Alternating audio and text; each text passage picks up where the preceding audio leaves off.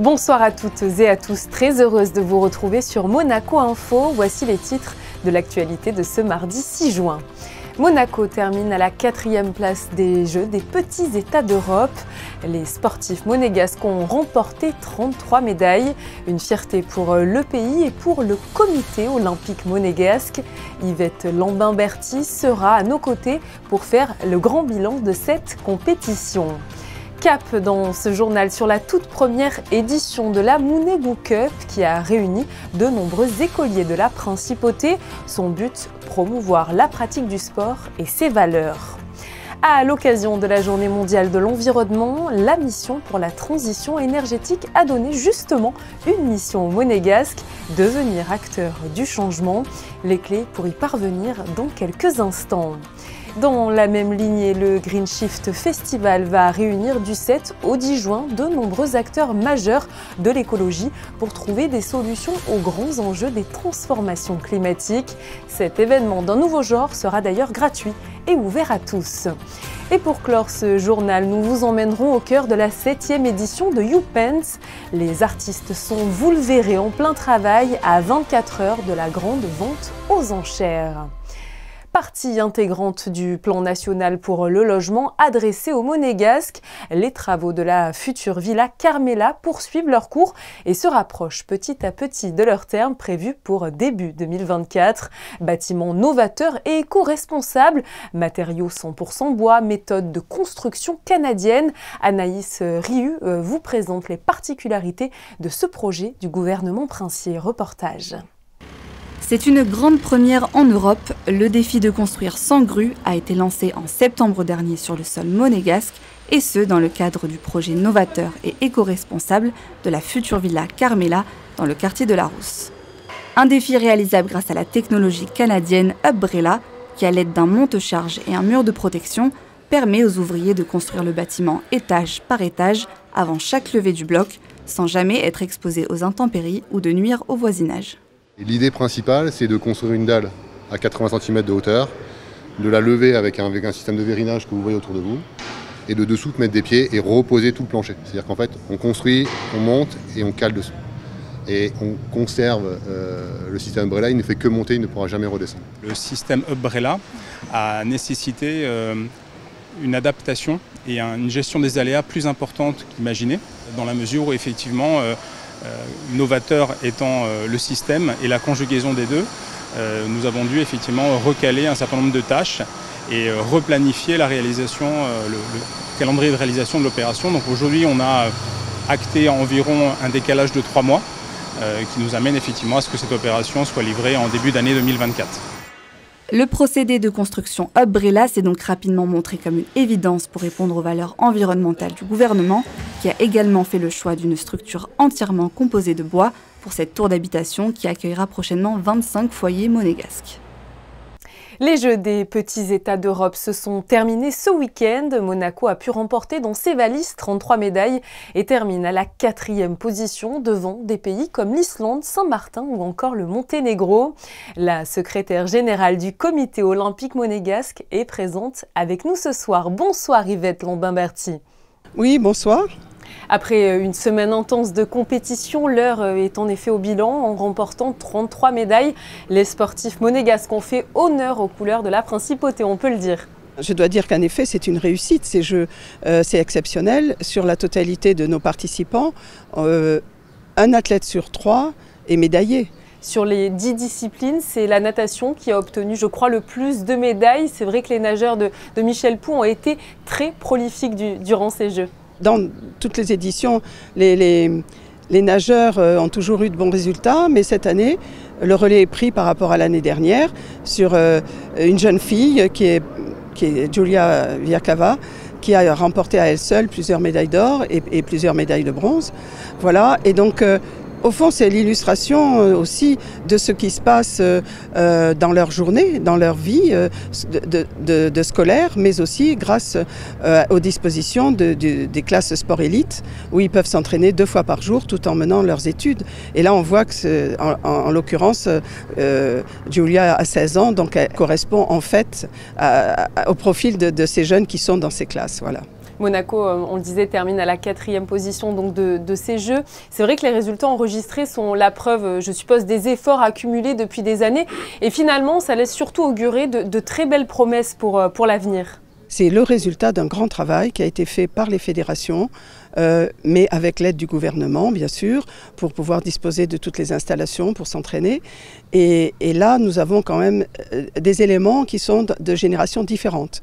Donc il y a toute la génération des jeunes qui sont arrivés et qui sont performants, et il y a aussi des générations d'athlètes qui ont déjà participé plusieurs fois aux Jeux et qui ont cette fois-ci fait des médailles d'or, notamment en tir. Et donc ça, je crois que ça illustre bien le mélange des générations qui est aussi l'essentiel de cette communauté qui se constitue et qui se crée et qui pendant la semaine vivent ensemble et surtout se soutiennent, s'encouragent et s'identifient les uns aux autres. Le prince Albert II insiste souvent sur la vitalité du sport à Monaco et la délégation monégasque présente à Malte en a été le reflet. Je suppose que c'est pour vous une grande fierté. Je ressens effectivement de la fierté, mais aussi de la reconnaissance. De la reconnaissance pour tous ces athlètes qui, chacun dans leur discipline, dans leur vie, consacrent du temps à faire du sport à un haut niveau. Et ça, je crois que c'est un sacrifice, mais c'est aussi un plaisir. Donc pour moi, c'est la satisfaction aussi d'une longue politique qui a été menée depuis des années par le prince pour pouvoir permettre aux sportifs d'être compétitifs et d'aboutir à la capacité d'avoir des résultats. En 2025, c'est Andorre qui accueillera les Jeux, suivi par Monaco en 2027. C'était arrivé déjà 2 fois, en 1987 et en 2007. Pour nous, ce sera la 3e organisation de ces Jeux. C'est un objectif particulièrement important parce qu'il va permettre d'accueillir nos amis des autres petits États dans des conditions, je l'espère, excellentes, puisque nous avons des sites exceptionnels et que nous sommes déjà un peu rompus à cet exercice, puisque c'était en 2007 que nous les avons organisés, et c'est assez, même si ça fait 20 ans, ça reste encore bien clair dans nos mémoires.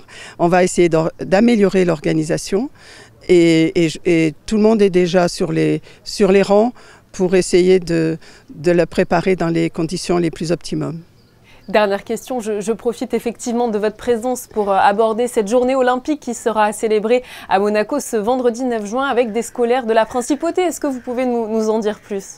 C'est la journée olympique, c'est traditionnel, nous l'organisons depuis des années et ce sont les élèves des classes de 8e qui vont s'affronter dans l'espace Saint-Antoine sur des exercices athlétiques dans un premier temps et après sur des courses en duo pour arriver au résultat final de cette matinée.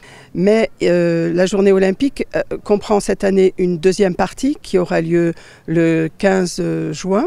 Elle aura lieu sur les terrasses du casino d'une manière un peu particulière et puis un peu solennelle parce que d'une part, nous profiterons de cette occasion pour rendre hommage au prince régnier, pour reconnaître toutes les dispositions qu'il a pu prendre durant son règne pour amener le sport au plus haut niveau en facilitant toutes les possibilités, aussi bien sur la qualité de l'encadrement des sportifs à l'école et dans les clubs, comme la création de toutes les installations sportives dans les établissements scolaires et en ville, sachant qu'il attachait un intérêt particulier à la jeunesse et à son devenir.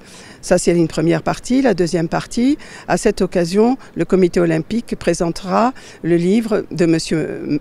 Bernard Macario sur les premières Olympiades féminines qui ont eu lieu en 21, 22 et 23 et qui ont été l'initiative du prince Albert Ier avec la SBM.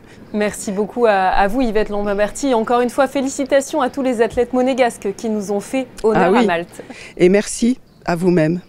On reste dans le domaine du sport et de la jeunesse puisqu'hier après-midi sur la pelouse du Stade Louis II, plus de 280 enfants de la Principauté ont participé à la première édition de la Mounegou Cup, un tournoi organisé par le Club du Rocher et la direction de l'Éducation nationale de la jeunesse et des sports. Un reportage de Juliette Rappert et de Jean-Alexandre Dordet.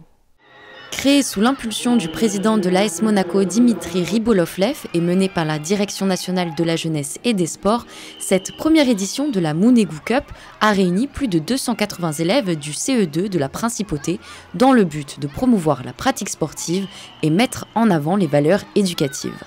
On essaye toujours de dire oui, il y a le sport, bien sûr il y a les résultats, bien sûr il y a le tableau final, le vainqueur, tout ça, mais c'est pas que ça.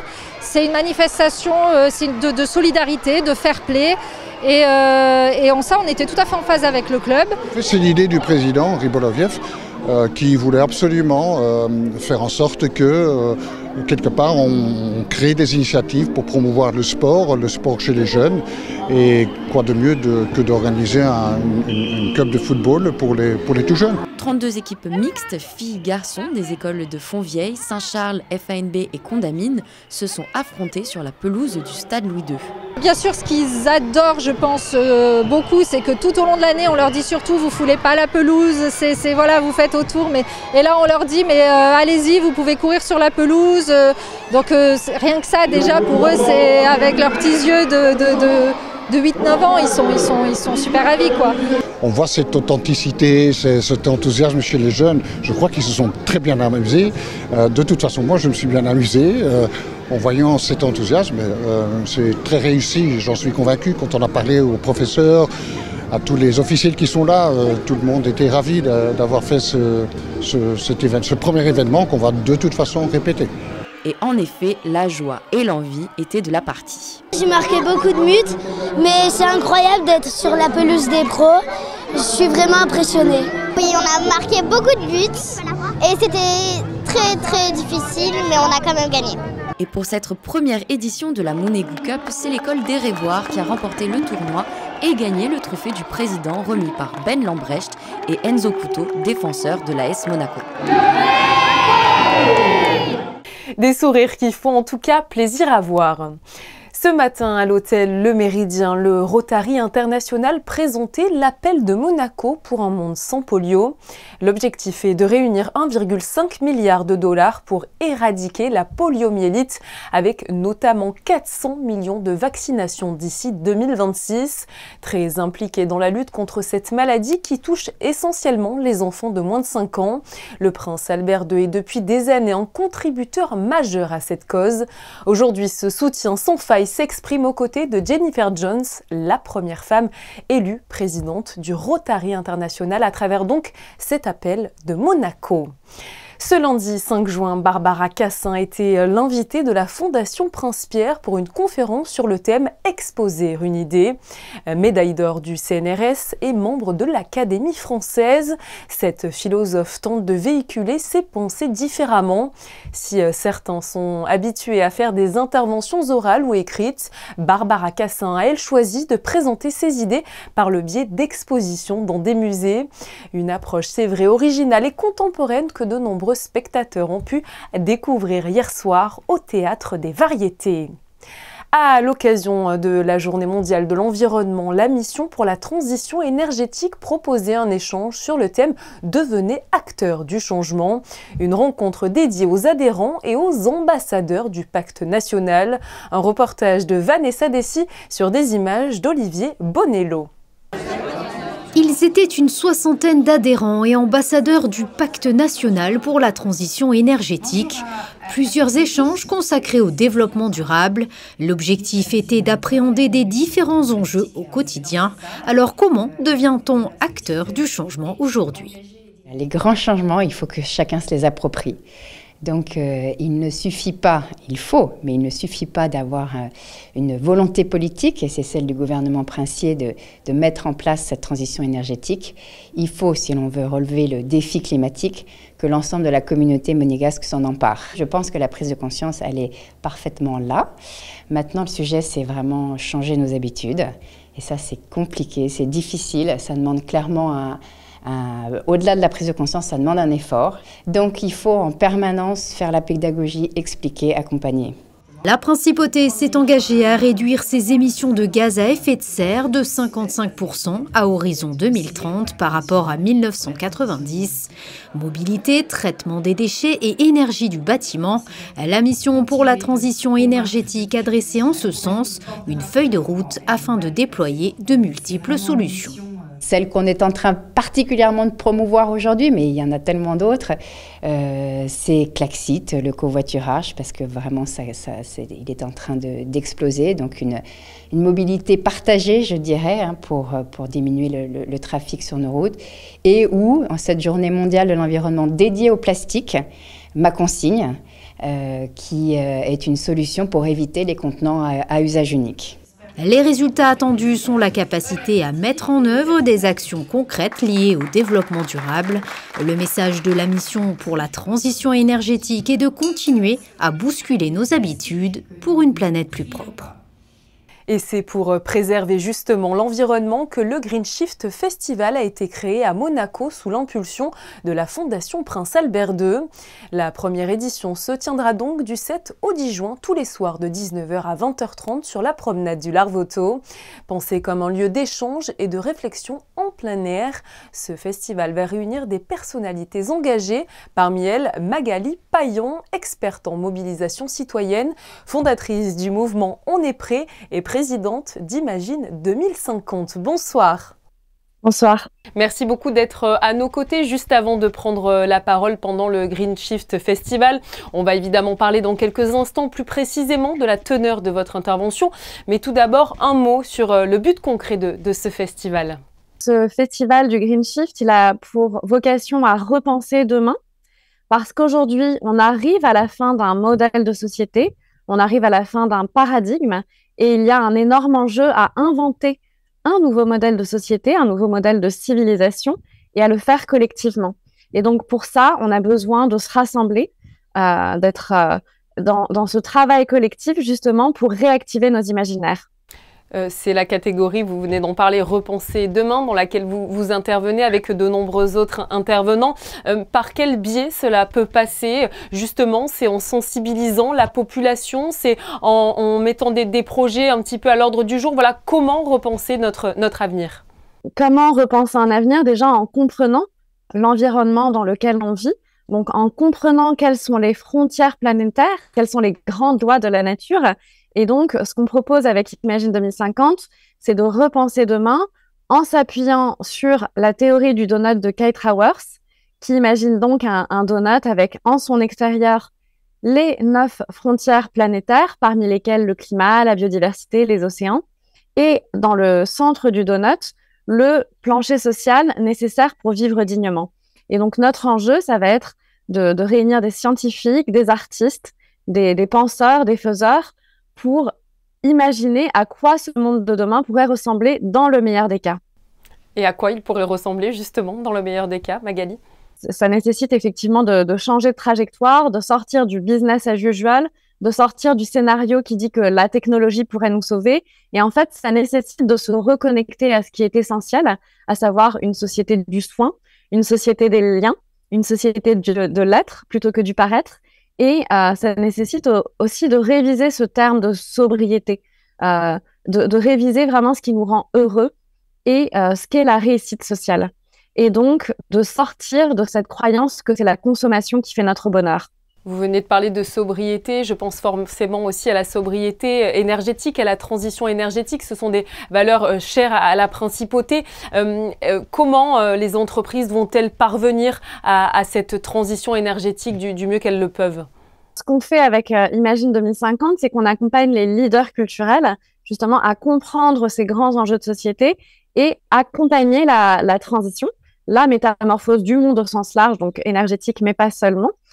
Et notre objectif avec Imagine 2050, c'est de les aider à transformer leur récit. Et donc, quand je dis qu'on accompagne des grands leaders culturels, c'est aussi bien les artistes que les journalistes, les publicitaires, les grands patrons de chaînes de télé, ceux qui produisent des jeux vidéo, les éditeurs, etc. Et donc, l'objectif, ça va être justement de les aider à prendre conscience de ce qui se passe en termes de dérèglement climatique, d'effondrement de la biodiversité, et de traiter les sujets en ayant cette conscience-là et également en commençant à ouvrir ces voies justement du Nouveau Monde. Un mot également, Magali, sur le mouvement On est prêt, dont je pense vous allez largement parler durant ce festival. En quoi consiste-t-il concrètement ce mouvement ? Ce mouvement On est prêt, c'est un mouvement de mobilisation citoyenne que j'ai lancé en 2018 pour inviter massivement les citoyens à protéger le vivant et la justice sociale, à construire ce nouveau monde respectueux du vivant et de la justice sociale. Et donc notre objectif, c'est de coordonner des sachants, des scientifiques, des experts, des lanceurs d'alerte, avec des artistes qui sont leurs haut-parleurs, qui sont les haut-parleurs de leur message, et puis des faiseurs sur le terrain, donc des activistes, des entrepreneurs sociaux et des ONG. Et pour vous donner des exemples très concrets des campagnes de mobilisation qu'on a menées, eh bien, par exemple, en 2018, on a réuni 130 influenceurs qui ont mobilisé pour le climat pendant un mois. Et le dernier défi de ce mois pour le climat, c'était de soutenir l'affaire du siècle, ce procès contre l'État pour inaction climatique qui a recueilli plus de 2,3 millions de signatures soutien. Dernière question, le Green Shift Festival est organisé avec la Fondation Prince Albert II. Quel regard portez-vous justement sur l'engagement du souverain et de sa fondation ? Je suis très admirative de tout ce que fait le Prince et la Fondation. Il y a cette envie d'apporter des solutions et d'inviter tout un chacun à l'action. Et donc, j'ai vraiment l'impression qu'on est dans la même grande famille. Merci beaucoup à vous pour votre présence sur Monaco Info et bon festival pour demain. Merci. Et je vous rappelle que le Green Shift Festival débutera demain pour 4 journées d'échanges intenses autour de la santé planétaire. Rendez-vous promenade du Larvoto, côté Rose des Vents pour cet événement gratuit. On reste justement du côté du Larvoto où les artistes qui participent à Young Paint sont en plein travail. Le compte à rebours est en effet lancé à J-1 des enchères de leurs œuvres. Elles seront vendues mercredi soir au profit de la Fondation Prince Albert II. Sandrine Nègre et Lionel Bernardi se sont rendus sur place. Des créations artistiques pour participer au financement d'un projet environnemental soutenu par la Fondation Prince Albert II. Le festival Street Art You Paint est une belle illustration de la solidarité dont font preuve les artistes pour le bien de la planète. On est arrivé à faire la première édition grâce à M. Bernard Fortier qui nous a aidés avec la Fondation pour laquelle nous disons toujours on donne tous les bénéfices de notre vente aux enchères. La chose principale, c'est que pour la vente aux enchères, dès demain matin, il y aura déjà sur le site de l'hôtel de vente de Monte Carlo, qui gère la vente, on devrait avoir toutes les œuvres terminées, donc présentées au public, aux collectionneurs. Et les artistes ont répondu présents. Ils viennent d'un peu partout. Hama Woods et Martin Watson de Norvège, Yena Cruz d'Italie et des États-Unis, Lou Lagos d'Espagne, tout comme Monday Vane, Workerski du Royaume-Uni, Lord Anthony Khan. Après avoir œuvré place du Palais pour le centenaire du prince Régnier III il y a quelques jours, le monégasque Mr. Wenties est aussi présent ici. Autres francophones, les Suisses One Truth, Railsea et Stom 500. Nilsin arrive quant à lui de France, du Pays Basque précisément. Pour cette création, j'ai essayé de faire un hommage un peu à Picasso en faisant... Lui, il avait fait les baigneuses de Biarritz, et vu que je suis de Biarritz, j'ai fait les baigneuses de Monaco. J'ai essayé d'intégrer les buildings, le drapeau monégasque. Si on regarde, on découvre plein de petits détails qui font allusion à Monaco. Je voulais bosser sur la thématique du offline. On est clairement dans une époque et dans une ère de la vie où être offline, c'est devenu le luxe le plus grand qu'on peut avoir, je pense. Autant pour nous que pour notre entourage. On est au bord de la mer, donc j'avais envie de peindre un univers en tout cas marin. Donc là, c'est un poisson qui transporte un crabe et qui est un petit peu accompagné avec des méduses. Ce qui est sympa, c'est que du coup, c'est un festival, donc forcément, c'est un lieu de rencontre aussi entre nous en tant qu'artistes. Des artistes qui assisteront bien sûr à la vente aux enchères mercredi à 18 h. Avis aux plus jeunes aussi, le festival Street Art est également pour eux grâce au concours proposé jusqu'à demain 11h30 par les organisateurs et la mairie. Une vente aux enchères qui risque d'être accompagnée de pluie. Nous avons en effet de mauvaises nouvelles à vous annoncer concernant vos prévisions météo. Bonsoir Vanessa.